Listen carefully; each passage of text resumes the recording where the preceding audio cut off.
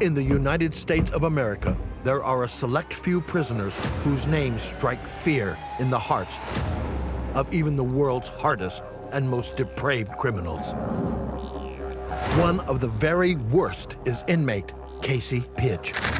Casey Pigge, by far, is the most evil prisoner that I've ever encountered in over 22 years of incarceration. Pidge is an animal.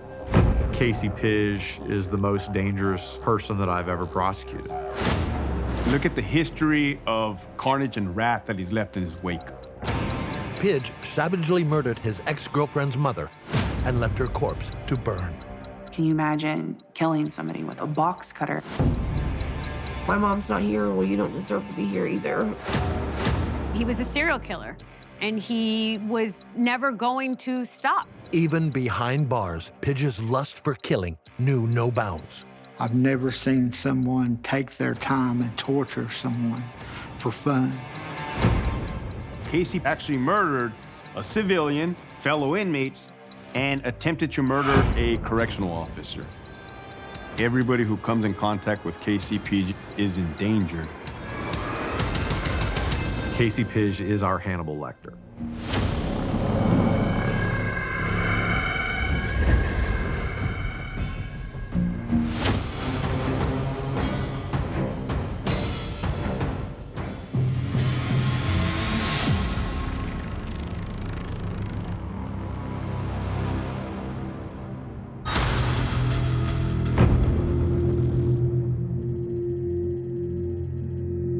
The U.S. state of Ohio is home to over 45,000 incarcerated felons, with over 1,000 of the most murderous being housed in Southern Ohio Correctional Facility, a level 4 maximum security penitentiary.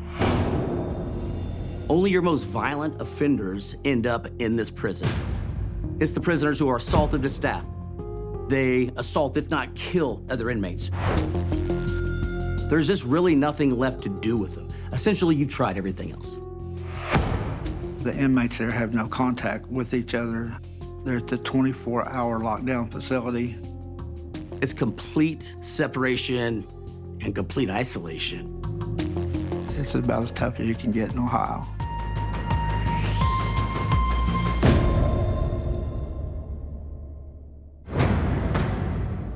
One of the most violent and sadistic criminals this prison has ever seen is 37-year-old Casey Pigge.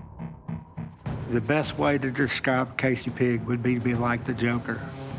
It's the only kind of character that would describe the kind of crazy that I've seen on Casey Pigge.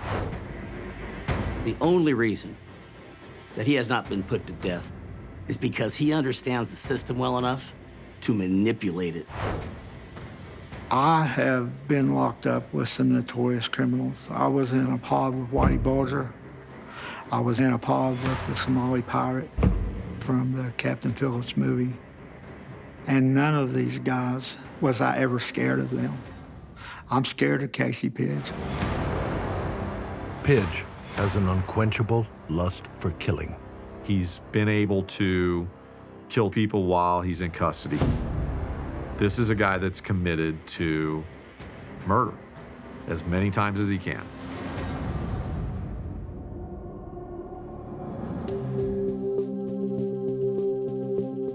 Casey Pidge was born in January 1988. He was raised in the small city of Chillicothe, Ohio. Chillicothe was the original capital of Ohio. Populations in the 20,000s. A lot of blue-collar workers, factory work. Everybody kind of knows everybody in some way or another. Casey Pigge was born to a 14-year-old young lady. She did drugs and drank quite a bit during the pregnancy. If she used and drank while he was in utero, there could have been implications on brain development, intellectual disability, potentially, health concerns, all sorts of psychiatric disorders. Casey's childhood was extremely unstable and traumatic. He encountered a lot of abuse. His aunt recalled that at one time she had witnessed his mother push him from a moving car. He was often locked in his room alone, had food slid to him under the door, and would urinate into a heat register. That kind of isolation is really not good for anyone, particularly a child, while their brain is developing. I was raised with my grandma from 1 to 3. Around 8 years old, my mom brought me back to my grandma and told me she couldn't take care of me no more. I was setting fires, killing little animals, blew up the car, tried to set my grandma's couch on fire. There's one theory called the McDonald's triad.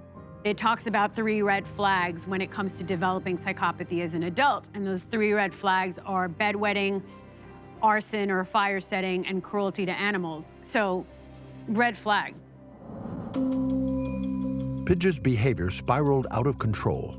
Eventually, he was taken away from his grandma and placed into foster care. He had been in 100 different foster care homes. One of his foster care fathers testified that Casey was the most needy child he had ever encountered, and that nothing could make Casey happy. He was severely neglected. He didn't go to school. He didn't have his proper needs met. He was essentially homeless. He was abandoned. Nobody wanted him. I don't know that there's another case of child abuse that I'm aware of in any of the stories I've covered to the extent of Casey Pidge's. During his teenage years, Pidge alternated between foster care and living with his abusive mom. At 18, he discovered love for the first time in his life when he met 16-year-old Angelique.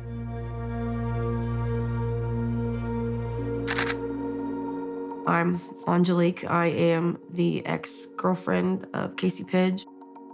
I met Casey when I was 16 years old through a friend of mine. I thought he was very nice and sweet. I'd never had a boyfriend do things or treat me the way that he did.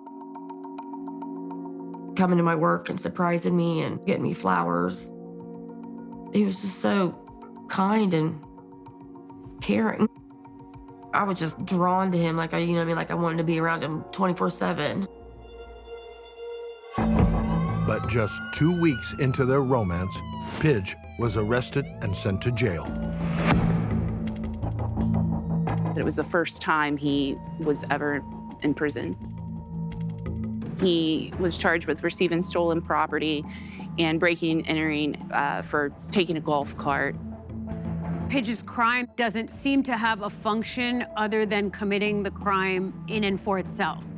It's not like he's stealing food because he's hungry. It seems to be engaging in the criminal behavior to engage in the criminal behavior. It's also very indicative of somebody who is stimulation seeking. People who are high in psychopathy tend to have a need for stimulation.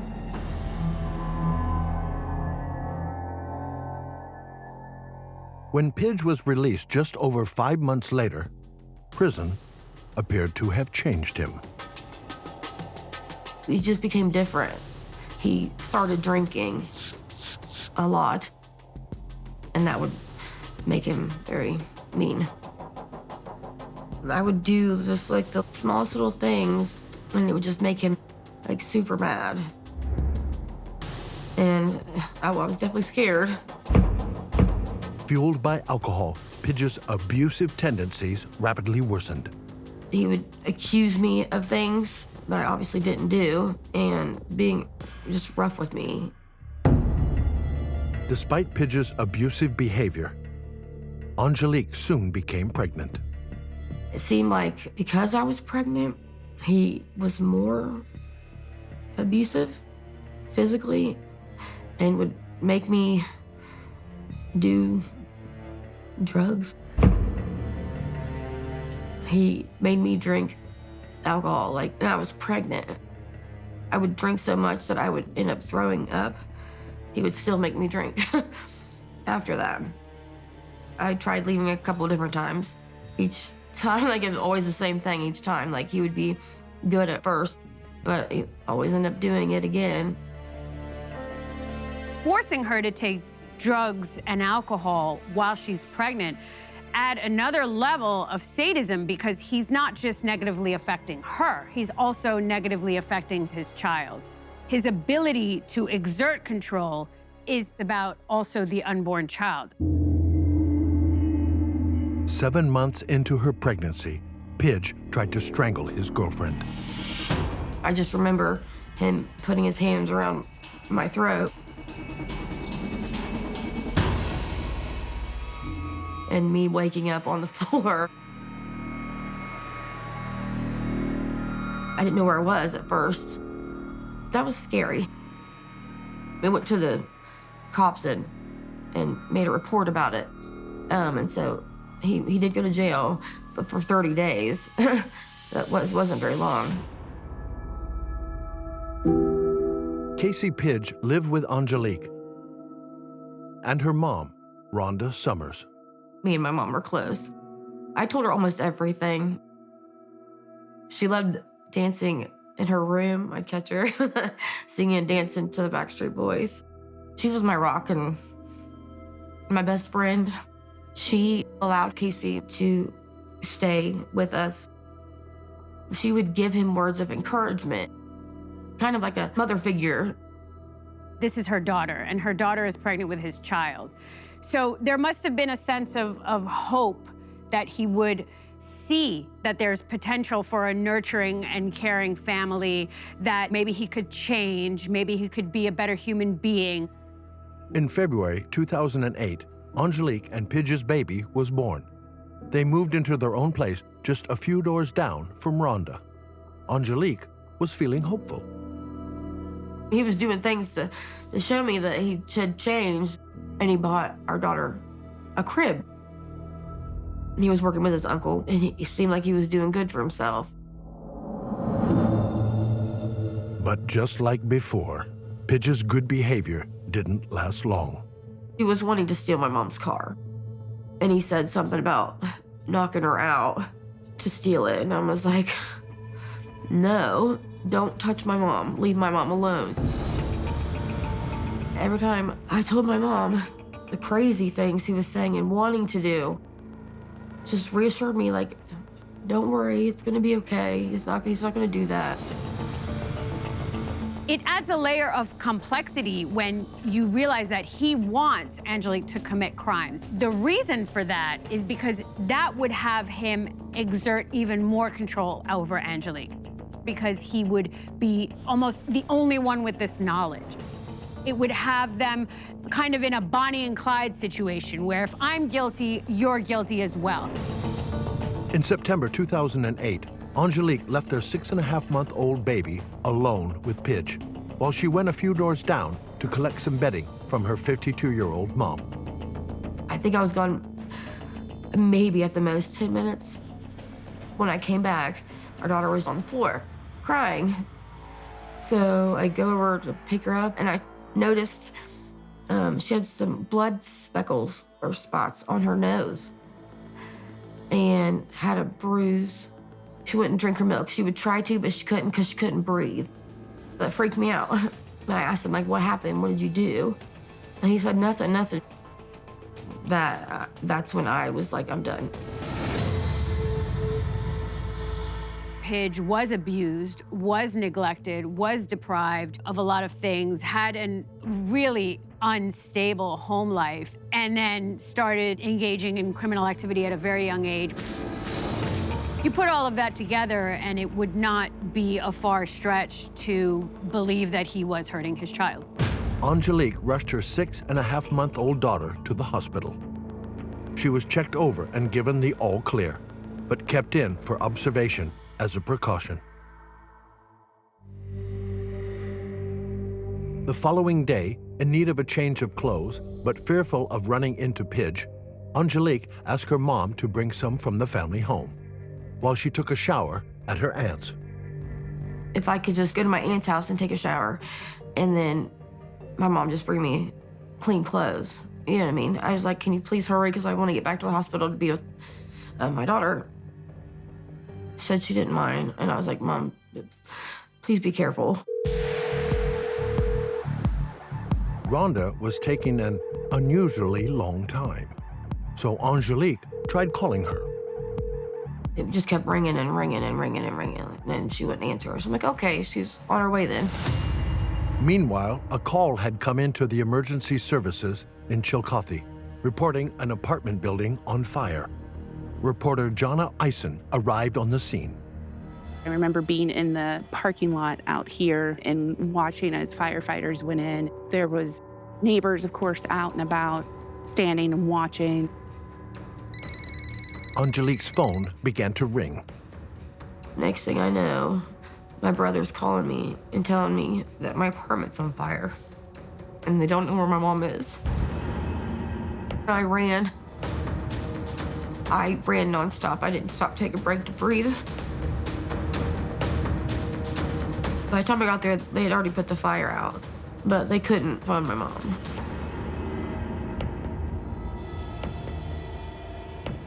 Coming on scene, of course, firefighters and police wouldn't have thought much had happened other than a fire. Upon closer investigation, though, they discovered Rhonda's body behind a couch inside the living room. Her throat had been cut several times. She had been murdered. They came in and told us they found her body. I just kept telling myself, this can't be real. I immediately knew. I just knew it had to have been him. Angelique informed the police that her ex-boyfriend, Casey Pigge, was likely involved. They found him around 6 hours later. He just asked some random person for a ride, and they took him to his cousin's house. He had a spot of blood on his shorts and a box cutter on him. That blood on his shorts was a mixture of Casey's and Rhonda's. Pidge was immediately arrested and taken to Ross County Jail. An autopsy on Rhonda's body showed that she had been killed with the box cutter. Casey had cut Rhonda's throat at least 5 times and killed her, put her body behind the couch, and then set the apartment on fire. This is something you do up close, and it really indicates a suspect attempting to exert control or power over their victim. When you have multiple wounds like that as well, not 2, not 3, but 5, that typically is consistent with somebody who has absolute rage inside towards their victim. He had a history of fire setting, so this was something he was used to. This was something that he enjoyed. This was something that fulfilled some kind of need in him. Of course, there was the utility of potentially covering up evidence.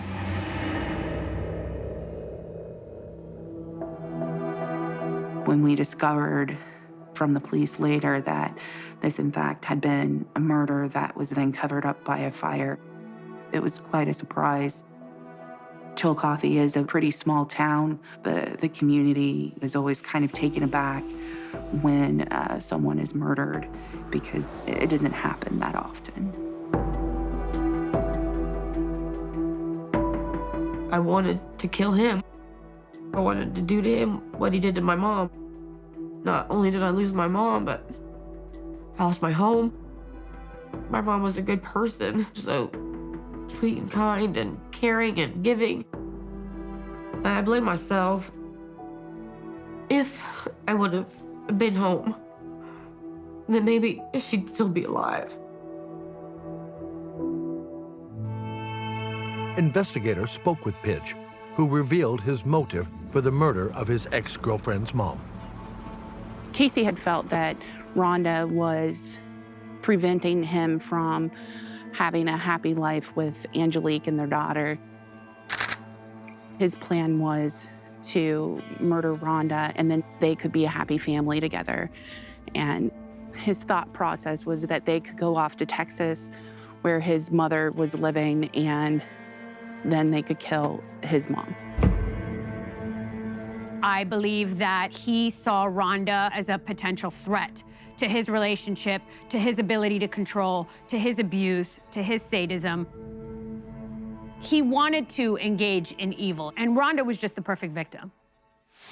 3 days later, 21-year-old Casey Pigge was charged with aggravated murder and aggravated arson. There were circumstances which would have made him eligible for the death penalty in the state of Ohio.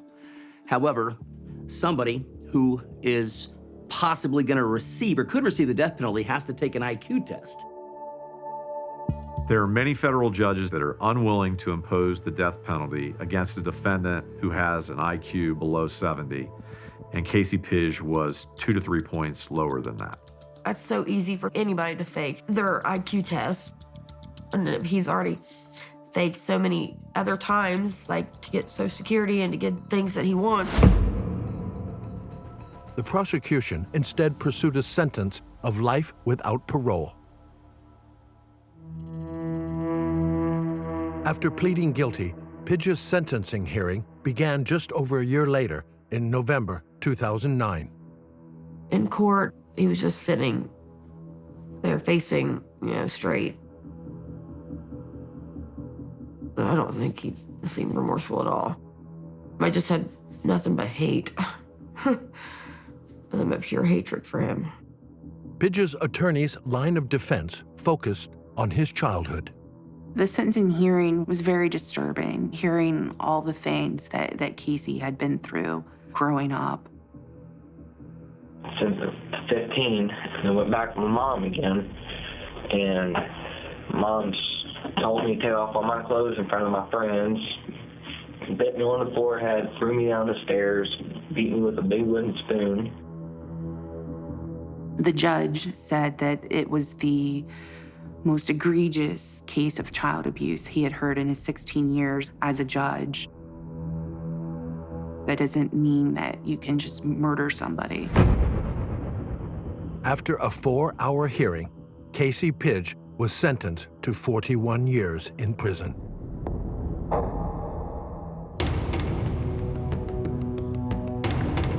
He was sent to Lebanon Correctional Facility in Ohio. Lebanon Correctional Institution is an old school 1960s traditional prison. It is what you would envision as a typical prison that you might see depicted in TVs or in movies. It holds some of the most dangerous prisoners that we have in the state. People that have committed murder, rape, robbery, kidnapping. Once inside, Pidge quickly gained a reputation as a frequent troublemaker. The first 3 years he was in prison, there were multiple instances of him getting into trouble. He'd gotten into some fights, he had some contraband, some razor blades, maybe some homemade alcohol. This behavior continued for the next 3 years. Eventually, he was sent to segregation.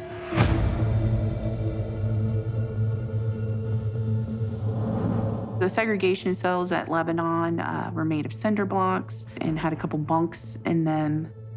There are just too many inmates to be able to house very many in segregation alone. So usually segregation cells have 2 people in them.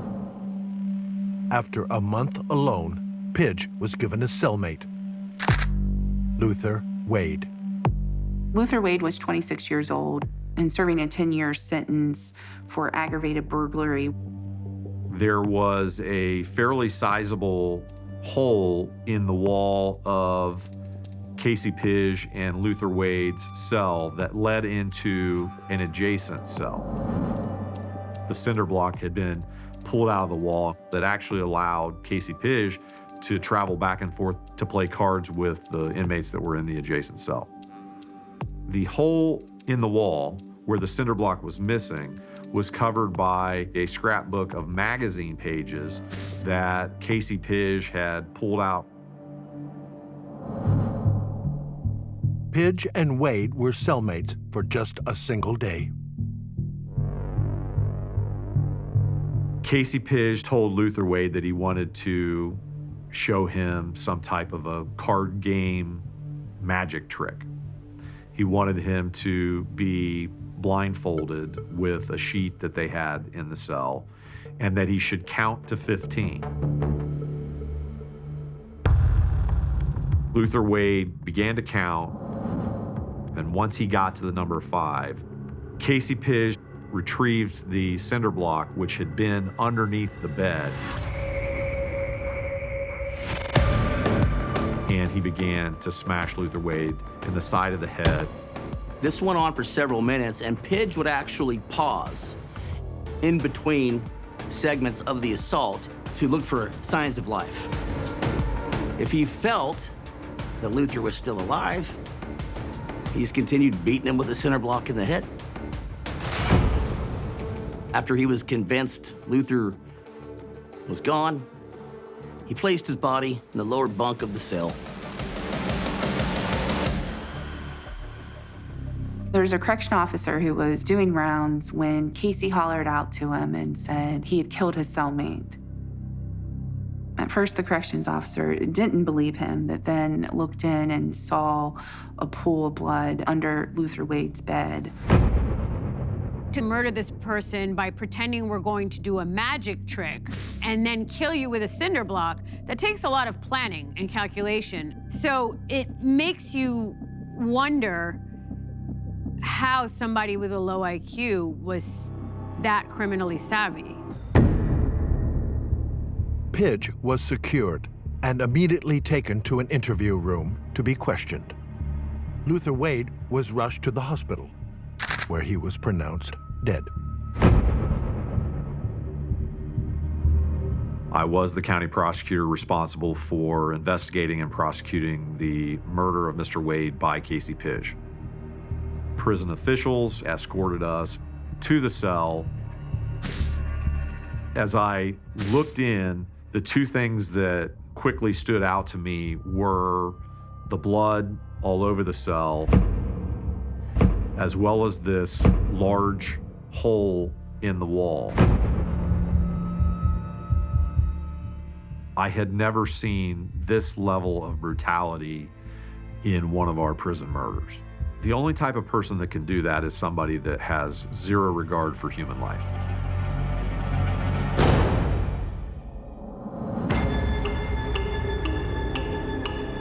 The best evidence that we have of why Casey Pigge wanted to murder Luther Wade was the statement that he gave to the prison investigator right afterwards, which is, how many people do you have to kill to be considered to be a serial killer?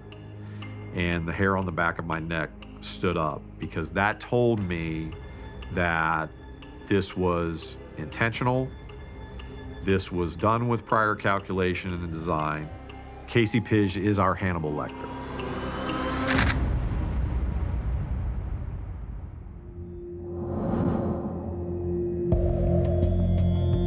On January 30th, 2017, 29-year-old Casey Pigge pled guilty to the aggravated murder of Luther Wade. Although the murder qualified as a death penalty case, Pidge's low IQ made him exempt for a second time. We made the decision reluctantly to go ahead and agree to a plea agreement whereby he would agree to plead guilty to the aggravated murder. We would dismiss the death penalty specifications, and he would be sentenced to a term of life without parole.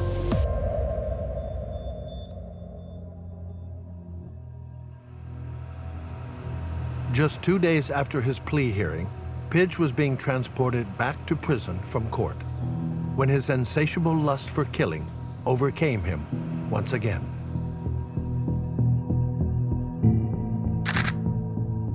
My name is Terry Steele. I had been incarcerated for a drugstore robbery. My day started at North Central Correctional Facility, and it was a really cold morning. We loaded up about 5:30 in the morning, and we went to Franklin Medical Center. Franklin Medical Center is the hub where they transport all the prisoners from the state. Terry was being transferred to another prison because of a disciplinary violation.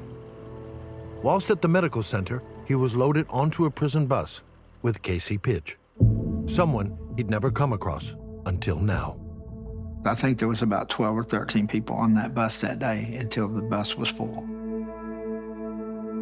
They loaded us all in a quick manner up on the bus, putting level 1, 2, 3, and 4 inmates all together in a manner that they never do typically.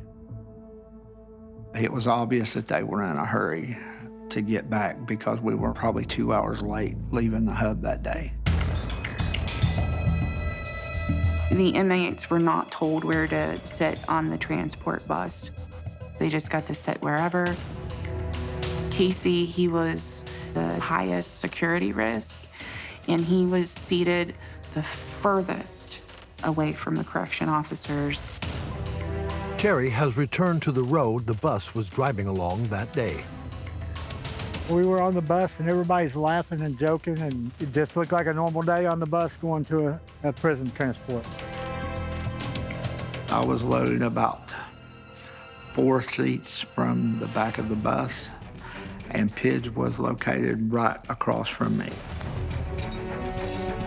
Probably 10 minutes in, he started taking his belly chain down. He loosened his belly chain, was able to step out of his handcuffs, and now his hands are in front of him and they're no longer secured to his waist. What he ended up having is a ligature, a steel ligature now. The waist chain now is in a loop attached to the center chain of his handcuffs. From the second he took those chains off, the atmosphere was electric because everybody on the bus was aware something was about to happen. A few rows in front of Pidge was 61-year-old David Johnson. He was serving an 8-year sentence for sexual battery. All of a sudden, Pidge jumps forward, he throws his chain around Johnson's neck, and the attack begins. Pidge pulls Johnson down into my seat and begins choking him. He would let him get a breath and then just put more pressure on. It was like he was torturing him. He wasn't just trying to hurry up and kill him. He deliberately took his time. I've never seen the look of glee like he had on his face that day. It looked like a look of ecstasy, like he was having sex. This is the evilest person I've ever seen. He's starting to realize that this is something that he enjoys, that he takes pleasure in, that he takes sexual pleasure in. Not only is it escalating, it's likely that it's not going to stop. The guards never heard a sound because it was reported by the inmates that they had the radio in the bus on, listening to music at a very high volume. Eventually, 15 minutes in, he took his hands, held his hands over his nose and his mouth until he was dead. When Pidge finished with the murder, he got up immediately and started shaking everybody's hand, introducing himself as the box cutter. Hey, I'm the box cutter. I bet you've never seen anybody killed on a bus before. It's a cold, badly humored joke in his eyes. It's a very detached statement from the fact that he just took somebody's life. He's in a way sending a message to the other inmates. This is who I am, this is what I'm capable of. Don't mess with me because I don't have remorse and I'll do it again. He put him back in his seat and set him up. He told everybody just to say you were asleep, and from that point forward, nothing else was said. The murder went unnoticed by prison transport officers as the bus continued on its journey. I assumed there was a reason he was doing what he was doing. I didn't find out until we got to the hub that he didn't know the man, that he had no reason, that he did this just for enjoyment. When the bus arrived at Ross Correctional Institution, the officers on the bus discovered 61-year-old David Johnson dead. Terry informed a correctional officer that it was Pidge who killed Johnson. I've seen many acts of violence in prison. I've never seen evil of that magnitude. I've never seen somebody kill somebody just for the joy of killing them.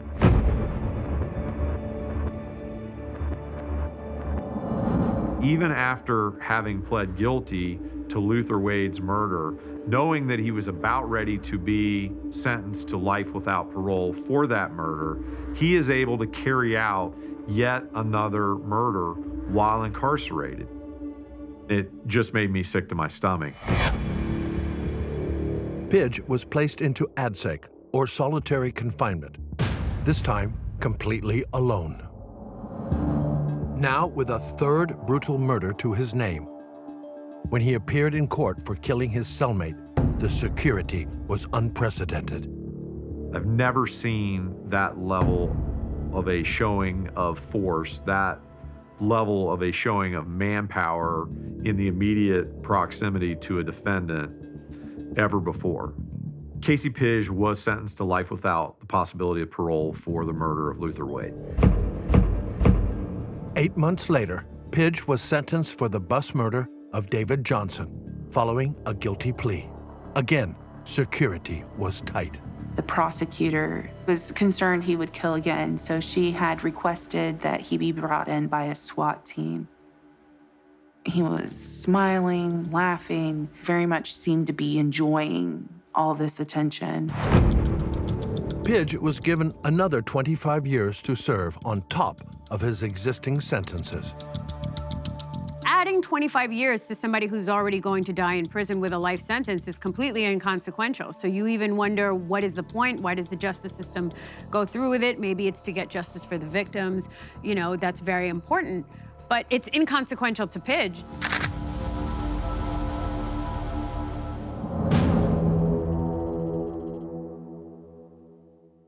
Casey Pidge was to carry out his sentence at Southern Ohio Correctional Institute in Lucasville.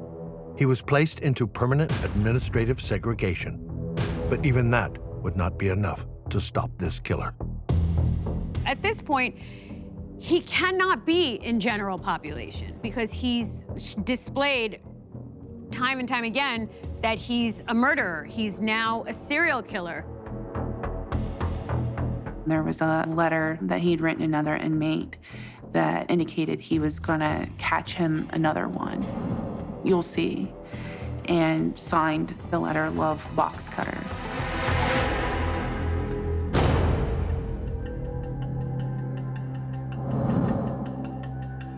On February 20th, 2018, Pidge, now age 30, requested to see a nurse on the same day as another inmate called Greg Rinke. Greg Rinke was in prison for life on an aggravated murder charge. He had a prior history of attacks in prison. Any inmate could ask to go to the nurse. They usually fill out a slip, and once the nurse receives it, it'll be a scheduled appointment, kind of like out in the streets. Correctional Officer Matthew Mathias accompanied both Pidge and Rinke to the infirmary that day. The officer first escorted Mr. Ranke into the infirmary and then shut the door. He left Mr. Pidge in the hallway. After approximately 4 minutes, Mr. Ranke is finished with the nurse, and him and Officer Mathias are walking back towards the infirmary door, likely so he could swap Ranke with Pidge. At this point, you see Mr. Pidge take the handcuffs, lower them underneath his body, step out of them, so now he has his hands for use in the front of his body. Matthew Mathias went to open the door. Casey rushed the door and slammed Matthew Mathias, pinning him behind the door against the wall. And in less than a minute, Casey and Greg Rinke stabbed Matthew Mathias over 30 times with 2 shanks.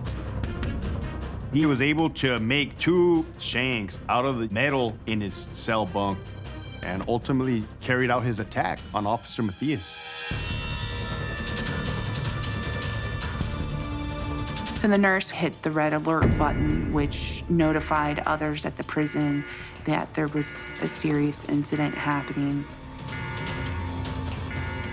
About 20 correction officers rushed to that mini infirmary and latched on to Casey Pidge and Greg Rinke and broke it up. It brings back memories of incidents that I have been involved in where inmates did stab correctional officers. It's a horrible scene, often filled with blood, loud noises, the alarm blaring, the smell of pepper spray in the air, people screaming. Matthew Mathias was rushed to the hospital via helicopter, where he was treated for multiple stab wounds, including internal bleeding. Miraculously, he survived the attack. Pidge was immediately secured and questioned. He said that the officer had broke his CD player and was talking smack to him on a whole nother level. He also stated that you can only push a dog to its limits, and that is the reason that he chose to assault the officer, per his words. Violence should always be the last option, and in this case, it was the first option. Pidge was transferred to Ohio State Penitentiary, the state's only supermax prison. I think he's absolutely committed to doing as much harm to people as he possibly can. And he won't be stopped unless he is completely isolated.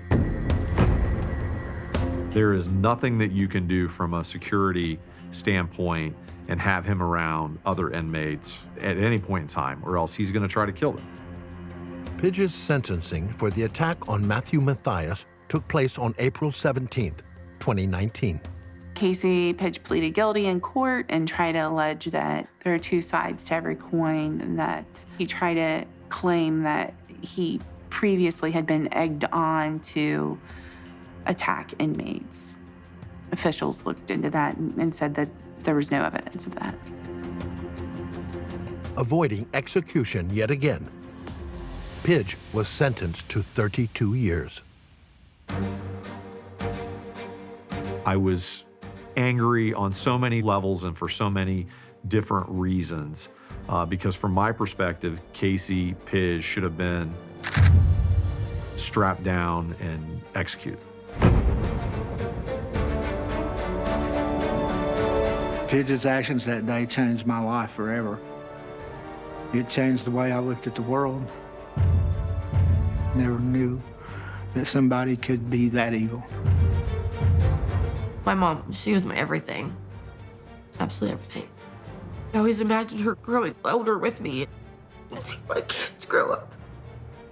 There was a piece of me missing. And it's just not right. I'm just not whole. Casey Pigge was able to kill someone in his cell while incarcerated. He was able to kill somebody on a bus while incarcerated. And he was able to almost kill a corrections officer also while incarcerated. Casey Pidge will remain incarcerated in isolation for the rest of his life. Casey Pidge has a black heart and he's soulless. I think he's a weak, cowardly monstrosity that only kills the defenseless. We need to put him in a jail cell so long that time forgets he ever existed. His goal is to kill as many people as I possibly can so that I can be considered to be one of the world's best serial killers. He wants to kill. He wants a high body count. He doesn't care what he does to get there.